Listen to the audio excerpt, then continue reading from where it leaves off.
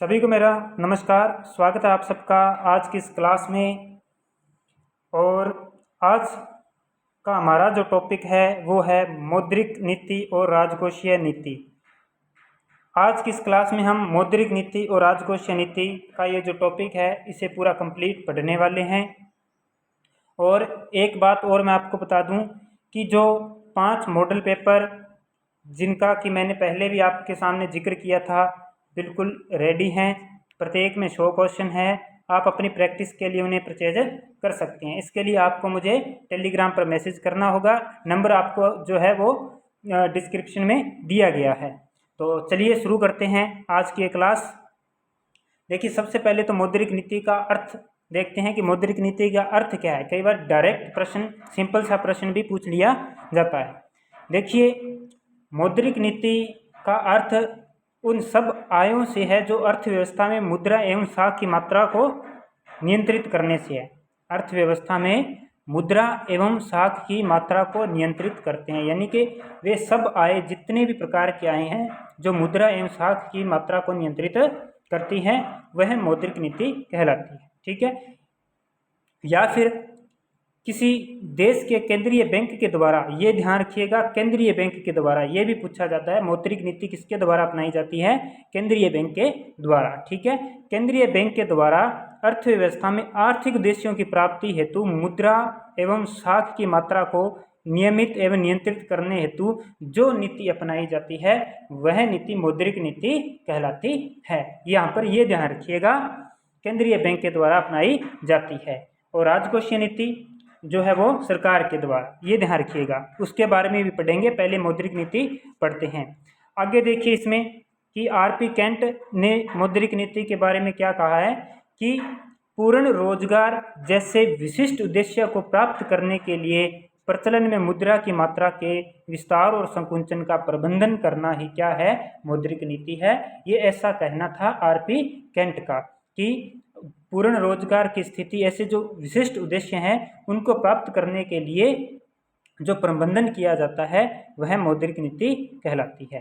अब इसके बाद में आगे बात करते हैं मौद्रिक नीति के उद्देश्य। मौद्रिक नीति के उद्देश्य जिनमें कि आपके मूल्य स्थिरता, आर्थिक विकास करना, भुगतान संतुलन, आय स्थिरता, पूर्ण रोजगार और तटस्थ मुद्रा। ठीक है, ये मुख्य उद्देश्य इसके हैं। अब बात करते हैं हम नंबर 1 पर, मूल्य स्थिरता। देखिए, मूल्यों में स्थिरता लाना मौद्रिक नीति का प्रमुख उद्देश्य होता है, क्योंकि कीमतों में उतार चढ़ाव आते रहते हैं। इसलिए अर्थव्यवस्था में अनिश्चितता और अस्थिरता उत्पन्न होती है। कीमतों का बढ़ना भी बुरा है और गिरना भी बुरा है। इसलिए जो है कीमत स्थिरता के लिए कीमत स्थिरता की जो नीति है वो मुद्रा के मूल्य को स्थिर रखती है। इससे जो चक्रीय उतार चढ़ाव है वो भी समाप्त हो जाते हैं और आर्थिक स्थिरता आती है। तो एक तो है मूल्य स्थिरता, मौद्रिक नीति का प्रमुख उद्देश्य। इसके बाद में हम बात करें नेक्स्ट, भुगतान संतुलन। भुगतान संतुलन किसी भी देश का भुगतान शेष लक्ष्य जो है वो आयात निर्यात को बराबर करना माना जाता है। आयात और निर्यात को बराबर करना माना जाता है। इसलिए भुगतान शेष संतुलन उपलब्ध करना किसी देश की मौद्रिक नीति का अनिवार्य लक्ष्य होता है। इसके बाद में बात करें हम पूर्ण रोजगार।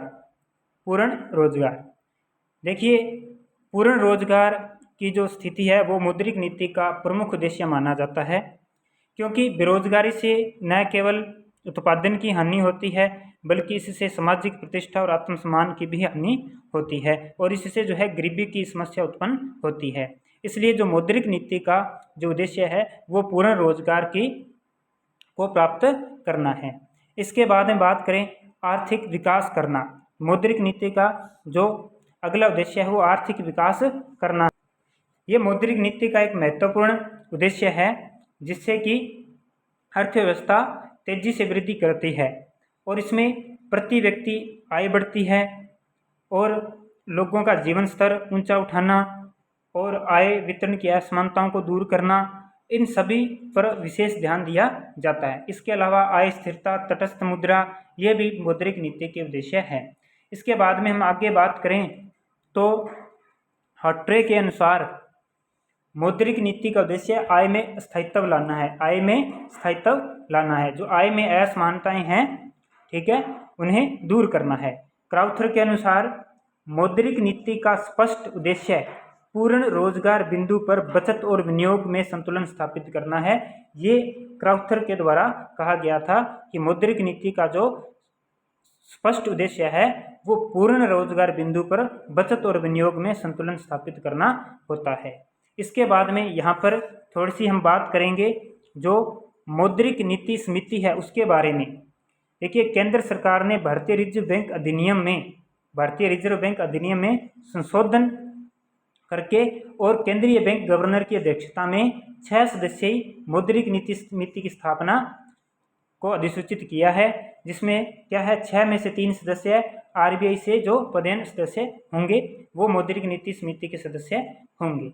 इसके बाद में हम बात करें आगे मौद्रिक नीति के उपकरण। मोस्ट इम्पोर्टेंट है, यहाँ से आपके लिए एग्जाम में क्वेश्चन यहाँ से बहुत बार बनता है कि मौद्रिक नीति का कौन सा उपकरण है, कौन सा उपकरण नहीं है, कौन सा मात्रात्मक उपकरण है, कौन सा गुणात्मक उपकरण है।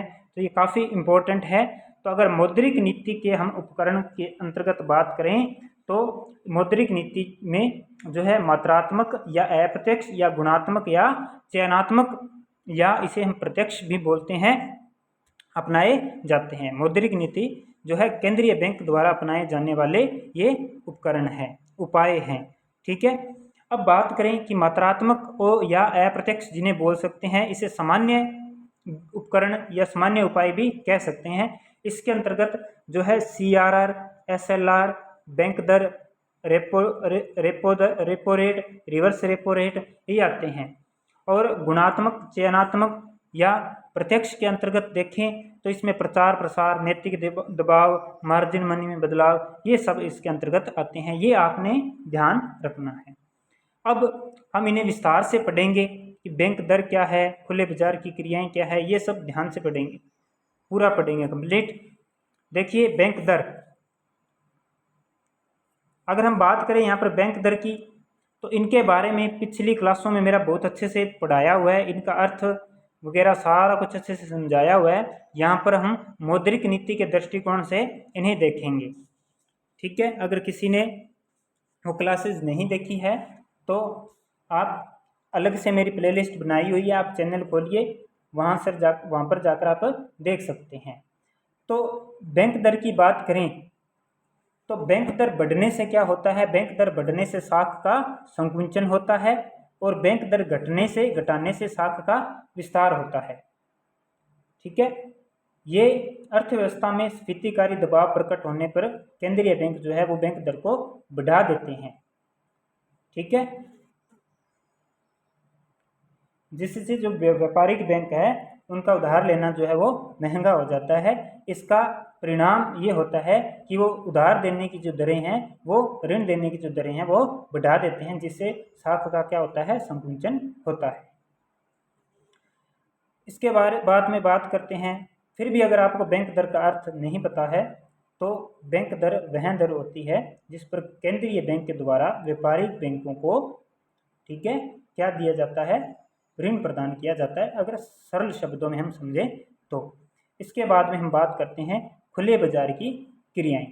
खुले बाजार की क्रियाओं में देखिए यहाँ पर क्या होता है,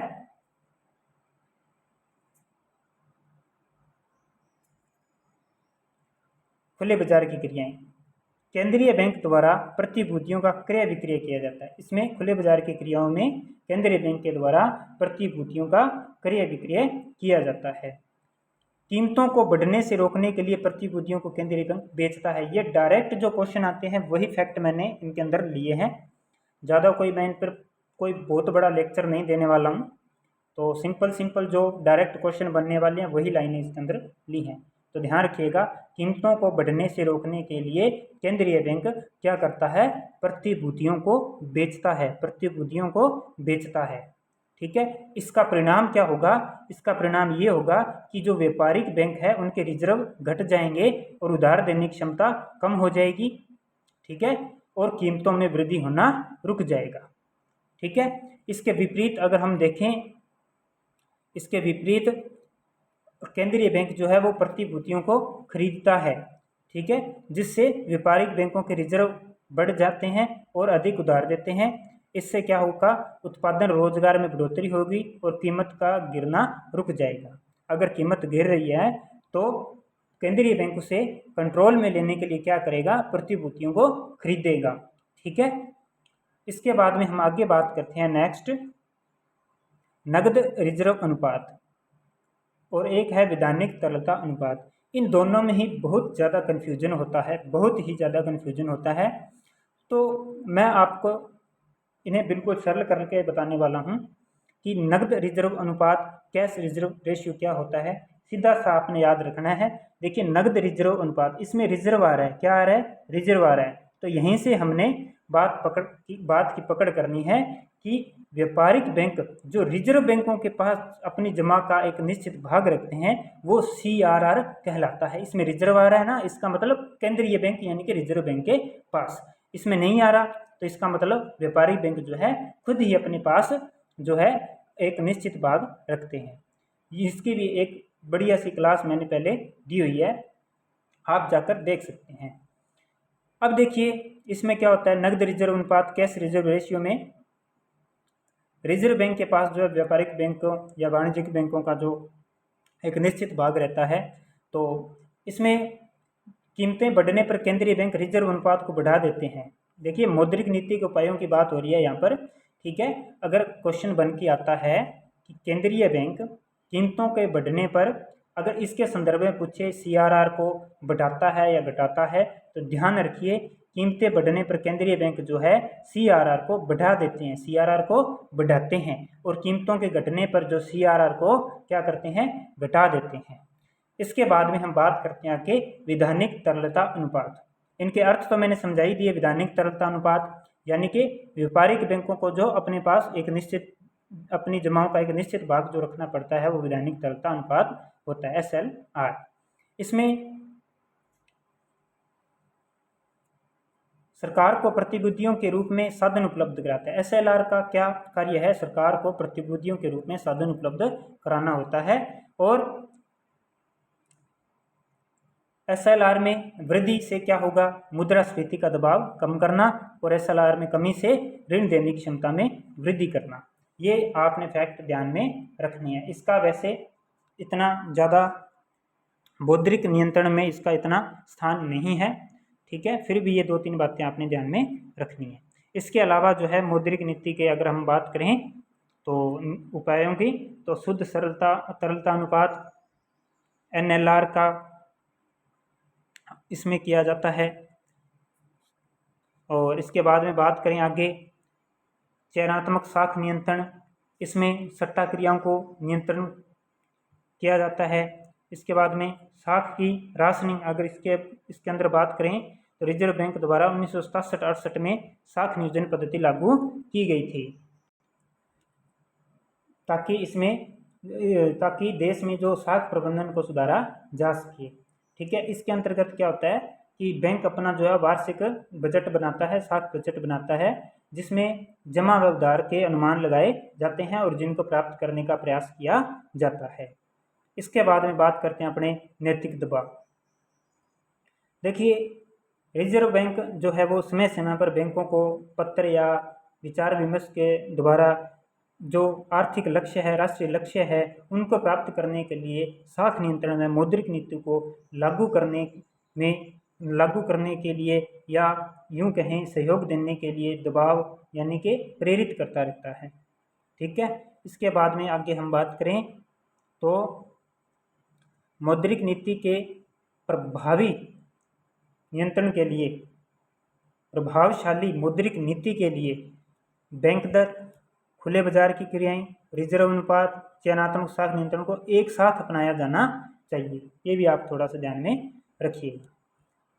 इसके बाद में हम बात करते हैं आगे नेक्स्ट राजकोषीय नीति की। कोई ज़्यादा मुश्किल नहीं है, सिंपल सा है। राजकोषीय नीति, देखिए मौद्रिक नीति तो केंद्रीय बैंक के द्वारा अपनाई जाती है और राजकोषीय नीति जो है वो सरकार के द्वारा अपनाई जाती है। राजकोषीय नीति से आशय उन नीतियों से है जिनका प्रयोग सरकार अर्थव्यवस्था में रोजगार, राष्ट्रीय उत्पादन, आर्थिक स्थिरता आदि उद्देश्यों को प्राप्त करने के लिए करती है। ठीक है। राजकोषीय नीति का संबंध राजस्व से है। राजकोषीय नीति का संबंध किससे है? राजस्व से है, यानी कि राजस्व सार्वजनिक आय, सार्वजनिक व्यय, सार्वजनिक ऋण। यहाँ पर बात करें तो सैमुअलसन ने राजकोषीय नीति को आर्थिक स्थिरता का महत्वपूर्ण साधन माना है। ठीक है, ये ध्यान रखिएगा। किसने राजकोषीय नीति को आर्थिक स्थिरता का महत्वपूर्ण साधन माना है? तो सैमुअलसन ने माना है। अब हम बात करते हैं राजकोषीय नीति के उद्देश्य। उद्देश्य भी इसके लगभग वही हैं: आर्थिक विकास, पूर्ण रोजगार, आर्थिक स्थिरता, संसाधनों की गतिशीलता, आय एवं संपत्ति की असमानताओं को दूर करना, चक्रीय उतार चढ़ावों पर नियंत्रण करना। ये लगभग वो सेम ही है। ठीक है। इसके बाद में बात करें हम राजकोषीय नीति के उपकरण। राजकोषीय नीति के उपकरण, तो राजकोषीय नीति का प्रमुख उपकरण की बात करें तो बजट आएगा। इसके बाद में अगर इसके तीन महत्वपूर्ण उपकरणों की बात करें, उपायों की बात करें, तो सार्वजनिक व्यय, सार्वजनिक ऋण और करारोपण। इसके बाद में एक चौथा और भी आता है, हीनार्थ प्रबंधन। ठीक है। तो ये जो हीनार्थ प्रबंधन है, ये भी एक जो है राजकोषीय नीति का उपाय है। और क्षतिपूर्वक राजकोषीय नीति में क्या होता है, इसमें जो मुद्रास्फीति और मुद्रा संकुचन के दुष्परिणामों से बचाव के लिए जो नीति अपनाई जाती है वो क्षतिपूर्वक राजकोषीय नीति कहलाती है। तो ये जो मेन फैक्ट थे जो जिनसे रिलेटेड क्वेश्चन आते हैं, तो वो मैंने बता दिए हैं। और आपके मौद्रिक नीति और राजकोषीय नीति को बड़े आसान तरीके से समझाने का प्रयास किया है। कोई ज़्यादा इतना डीप मैंने इसमें नहीं बताया है, लेकिन आपके क्वेश्चन आप देख लीजिएगा किस हिसाब से क्वेश्चन बनते हैं, और इस क्लास को देखिएगा तो आपको समझ में आ जाएगा। तो आज की क्लास में बस इतना ही। कल फिर मिलेंगे एक नए टॉपिक के साथ। धन्यवाद।